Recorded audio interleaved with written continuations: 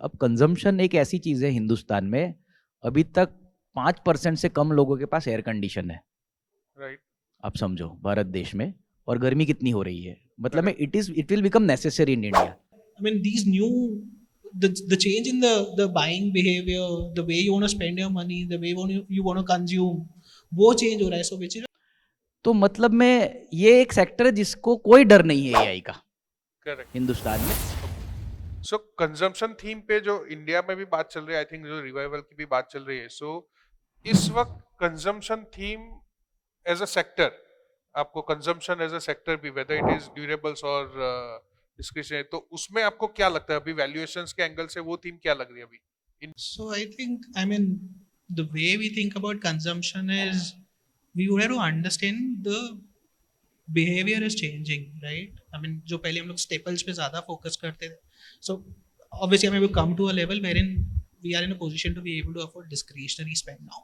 Right. Staples ऐसा नहीं होगा कि आपका इनकम लेवल बढ़ रहा है तो आप सडनली स्टेपल्स डबल कंज्यूम करना चालू करोगे, right? You would start shifting from necessities to discretionary, from let's say you would start spending on experiences, की कॉन्सर्ट्स होने लग गए, होटल्स है, एयरलाइंस है. तो I think what people need to understand is, I mean, as far as traditional consumption is concerned, वो I mean you scale to a level जहाँ पे आप ऑप्टिमाइज्ड हो, बेस इतना बड़ा हो गया है कि आप ग्रोथ वैसे नंबर्स नहीं आ सकते. Right. Much more positive on the new age consumption और service oriented consumption more than the traditional consumption. Yes. So basically अब जैसे कंजम्पशन की बात हुई कि रमेश ने बोला आईटी में, अब कंजम्पशन एक ऐसी चीज है हिंदुस्तान में, अभी तक 5% से कम लोगों के पास एयर कंडीशन है। राइट। आप समझो भारत देश में, और गर्मी कितनी हो रही है, मतलब में it will become necessary in India. तो आपको नए लगाने हैं, पुराने बदलने हैं। और ये इतनी लंबी स्टोरी, जैसे एआई का रिस्क है, अपने यहाँ तो अभी पाइप डाल रहे हैं, है ना, नल से जल। करेक्ट। तो मोदी जी ऐसा बोल दे तो पाइप के स्टॉक 5 गुना हो जाते हैं। अब 2 साल पहले तो हम संडास बना रहे थे। राइट। तो मतलब में ये एक सेक्टर है जिसको कोई डर नहीं है एआई का करेक्ट। हिंदुस्तान में, क्योंकि जो 75 में यूएस में हुआ था ना, वो हिंदुस्तान में होना शुरू हो गया है। तो 75 में अगर somebody is in US, तो वो ऐसा ही था हिंदुस्तान, मतलब हिंदुस्तान जैसा ही था आज का। रोड बन रहे थे, फ्लाईओवर बन रहे थे, और पूरा धूल मिट्टी से भरा हुआ। आज वही चीज आपको हिंदुस्तान में देखने को मिलती है।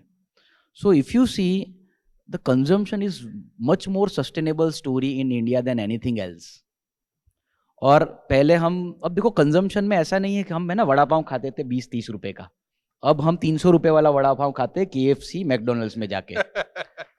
तो आप देखो जीडीपी कितनी बढ़ाती है, और उतना खाने के लिए आपको कमाना भी पड़ता है, right? So that is what is growth. Growth है ना, कभी पैसा बचाने से नहीं आता। तो मैंने लास्ट टाइम ही बोला था कि पापा ने मेरे को 25 साल पहले ये सिखाया था, पैसा बचाओ, इनकम इतनी है तो इतना खर्च करो।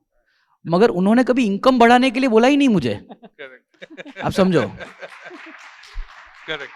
तो सबसे इंपॉर्टेंट होती है, ये सब कुछ बच नहीं सकता, इतना मेरे को समझ में आ गया, मेरे बेटे को भी समझ में आ गया है।